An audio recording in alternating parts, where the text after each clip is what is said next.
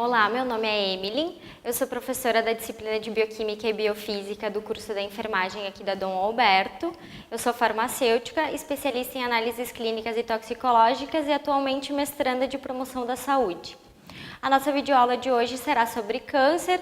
Nós vamos falar um pouquinho sobre fatores de risco que levam ao desenvolvimento dessa doença, de que maneira essa doença ela se desenvolve no organismo e como ela se instala, e alguns fatores de prevenção e também alguns gráficos que ilustram a incidência do câncer aqui no Rio Grande do Sul para o ano de 2016. Bom, o câncer ele é a denominação de um conjunto de mais de 100 doenças que têm em comum o crescimento desordenado de células que invadem tecidos e órgãos. Essa invasão desses tecidos e desses órgãos nem sempre são vizinhos ao desenvolvimento dessas células. Elas podem viajar na corrente sanguínea e se instalar em tecidos mais longe do que o tumor primário. Essas células elas se dividem rapidamente, elas tendem a ser extremamente agressivas e incontroláveis, determinando então a formação de tumores malignos que podem espalhar-se para outras regiões do corpo, então formando as metástases. As causas para a incidência do câncer, elas podem ser tanto externas do organismo quanto externas. Quanto causas externas, a gente tem o meio ambiente e os hábitos que esse indivíduo vai ter ao longo da sua vida, ao que ele vai estar exposto e vai se expor para o desenvolvimento do câncer. Ou causas internas, que elas são geneticamente pré-determinadas. Se o indivíduo já tem um gene mutado que induz ao desenvolvimento, a proliferação daquelas células, ele tem mais chances de ter a doença do que um indivíduo que não tem esses genes mutados. Quando esses fatores, então, eles vão interagir, eles vão aumentar a probabilidade de transformações malignas nas células normais, aumentando, então, a incidência dessa doença na população. Os fatores de risco são os fatores que vão aumentar, então, o desenvolvimento de uma doença. Tudo que pode influenciar o aumento no desenvolvimento dessa doença é chamado de fator de risco. Eles podem ser encontrados, então, como eu falei anteriormente, no ambiente físico, eles podem ser herdados, então, através da nossa genética, transportados para nós através dos genes que nós recebemos dos nossos pais, ou resultado de hábitos ou costumes que o indivíduo tem ou que ele está exposto no seu meio ambiente ou no seu convívio diário.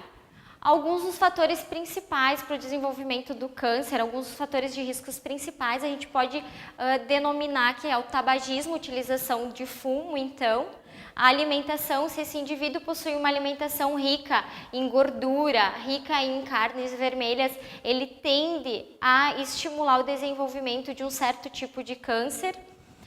Se ele é obeso, se ele possui um peso corporal muito acima do que é estipulado pela OMS, ele também é um fator de risco bastante predominante, além, claro, de desenvolver outras comorbidades como hipertensão e diabetes. Hábitos sexuais, principalmente em mulheres no câncer de útero, através do contágio com HPV.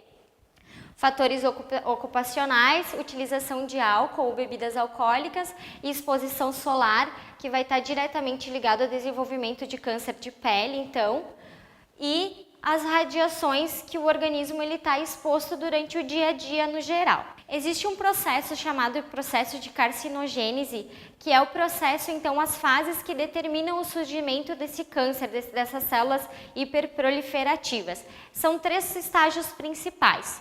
O primeiro estágio é o de iniciação, que nele as células elas vão sofrer o efeito desses agentes cancerígenos, como a utilização de álcool ou os radicais livres formados durante o hábito de fumar, que vão provocar então modificações lá no genoma da célula, vão provocar uma mutação lá no genoma da célula.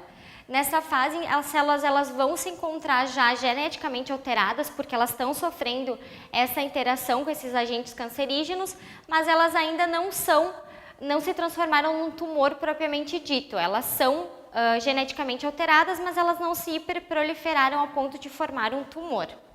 O segundo estágio é o estágio conhecido como promoção. A célula, então, que já está geneticamente alterada, ela vai se transformar em célula maligna de forma lenta e gradual. muitas vezes o câncer essas células cancerígenas, elas precisam de muitos anos de exposição aos agentes até se transformar numa célula maligna. Muitas vezes o nosso sistema imunológico ele consegue identificar essas células e fazê-las sofrerem apoptose, morte programada.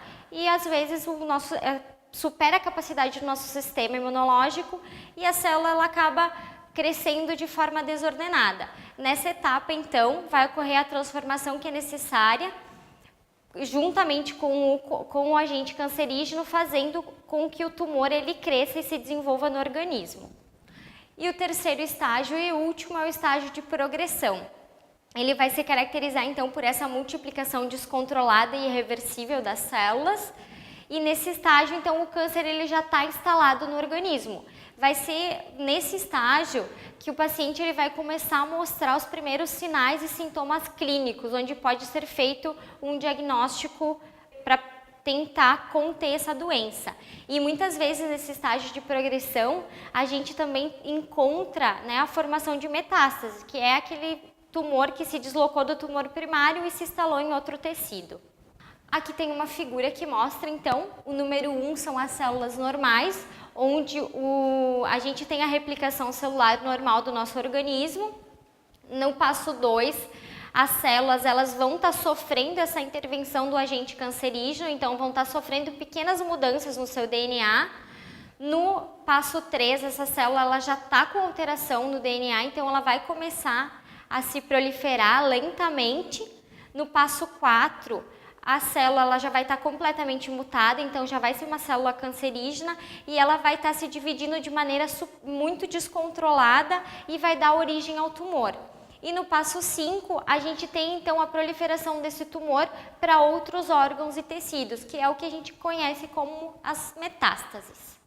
Hoje os médicos caracterizaram os tumores de câncer devido aos tecidos em que eles começam, que eles iniciam. Existem 5 tipos diferentes de câncer, então.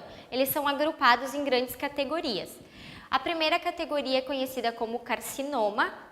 É o câncer que começa na pele ou nos tecidos que revestem ou que cobrem órgãos internos. Um exemplo é o adenocarcinoma e o carcinoma de células basais. O segundo grupo é o sarcoma, que é o câncer que começa nos ossos, nas cartilagens, gordura, músculo, no vaso sanguíneo ou em outros tecidos conjuntivos ou de suporte. O terceiro tipo é as leucemias, que é o câncer que vai começar lá nos tecidos produtores de sangue ou das células sanguíneas, como a medula óssea, e vai provocar um grande número de células anormais no sangue, que vão ser produzidas nessa medula e vão ser liberadas para o sangue. Muitas vezes essas células elas não vão ter capacidade de desempenhar suas funções por serem muito imaturas ou por serem totalmente descaracterizadas. A gente tem então o quarto grupo, que é o linfoma e mieloma, que são cânceres que acometem as células do sistema imunológico, e o quinto grupo, que são os cânceres do sistema nervoso central. São cânceres que vão começar exatamente como diz o nome, nos tecidos do cérebro e na medula espinhal e podem acometer outras áreas do corpo. A metástase ela pode ocorrer quando essas células que são do tumor primário se deslocam para outros tecidos através do sangue ou dos nossos vasos linfáticos. Os locais mais comuns que a gente conhece que originam, que vão as metástases se inserirem, são os ossos, o fígado, o cérebro e o pulmão. O fígado e os pulmões a gente sabe que tem um grande aporte sanguíneo. Todo o sangue do nosso organismo acaba passando por ele para ser purificado ou para ser oxigenado. Acredita-se que como as células do tumor primário vão pela corrente sanguínea, elas acabam se instalando nesses órgãos chaves para originar novos tumores. Após a formação de metástase, o câncer ele já raramente tem cura, mas com o tratamento adequado, com a terapia que o médico vai adequando conforme a resposta do paciente, a vida dele pode ser bem longa e bem tranquila comparado com a doença que ele tem, aumentando também essa sobrevida, não indicando que quando o paciente vai ter uma metástase, ele vai ter uma morte precoce. Muitas vezes ele trata e tem muitos anos de tratamento estável. Na prevenção, a gente tem então como prevenção do câncer ações que vão ser realizadas para reduzir o risco de desenvolvimento dessa doença, evitar que essa doença ela se desenvolva e se instale no organismo. O objetivo, então, da prevenção primária é impedir que o câncer se desenvolva, incluindo ações de adoção de um modo de vida saudável e evitando, então, exposição a substâncias cancerígenas, que vão induzir a formação dessas células cancerígenas e de um posterior tumor. E como prevenção secundária, o objetivo dela é detectar e tratar as doenças que já são pré-malignas ou cânceres assintomáticos iniciais. O objetivo geral da prevenção secundária é fazer o diagnóstico do câncer o mais precocemente possível, ou quando ele ainda não é um câncer propriamente dito, mas que a célula já está mutada e tende a se hiperproliferar. Como dicas, então, de prevenção para o câncer, a gente pode citar, como além da adoção de uma vida saudável, que é não fumar, utilizar uma alimentação saudável, manter um peso adequado, praticar atividades físicas. Mulheres entre 24 e 64 anos devem fazer o exame preventivo ginecológico. Essa é uma prevenção usada principalmente para evitar a instalação do câncer de colo de útero nas mulheres, que ele ainda tem um índice bem alto de prevalência. Evitar a ingestão de bebidas alcoólicas e evitar a exposição solar entre 10 e 16 horas, sempre usando uma proteção adequada. E com isso,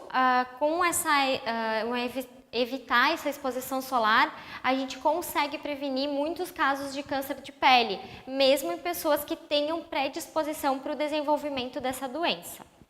Aqui é um gráfico que mostra em rosa as incidências dos dois principais cânceres que incidem nas mulheres aqui no Rio Grande do Sul e em azul os em homens. O primeiro, então, mais incidente nas mulheres aqui no Rio Grande do Sul é o câncer de mama ainda, por mais que existam programas de prevenção e rastreio desse câncer de mama, ele ainda é extremamente incidente na população. E o nosso segundo câncer mais prevalente em mulheres é o câncer de cólon e reto. Ele é bastante diagnosticado, mas ele ainda não existem programas específicos que façam esse rastreamento e consigam pegar esse câncer antes do seu desenvolvimento e da sua instalação. Nos homens, então, como primeiro, a gente tem o câncer de próstata, talvez pela dificuldade dos homens relatarem os sintomas que eles sentem, ou mesmo de procurar auxílio médico, ou procurar auxílio de uma unidade básica de saúde. E o nosso segundo câncer mais incidente em homens aqui no estado é de traqueia, brônquios e pulmão. São os dois mais incidentes por 100 mil habitantes que a gente tem. São estimativas que o INCA libera todo ano, estimando mais ou menos o que a população ela deve apresentar com o passar do ano para a incidência de câncer. Aqui a gente vê o gráfico, ele tem duas cores diferentes, porque o INCA ele sempre libera a prevalência, a incidência de taxa na capital e no estado num todo, num geral. Aqui tem algumas referências, então, que foram utilizadas para fazer a videoaula. O site do INCA, ele é extremamente informativo e extremamente importante. Indicaria a todo mundo dar sempre uma olhadinha para fazer pesquisas mesmo, porque ele é uma fonte super confiável que a gente tem de informação. Muitos dos sintomas de câncer são uniformes com outras doenças, por isso que é tão importante, quando surgir algum sintoma diferente e que se ele seja mais prevalente durante um tempo, consultar um médico e relatar se tem algum histórico familiar, se tem algum desses fatores de risco, porque é bem válido para o diagnóstico. Desejo a todos, então, um bom estudo. Utilizem as referências citadas, porque elas são extremamente importantes, extremamente válidas, e bom estudo.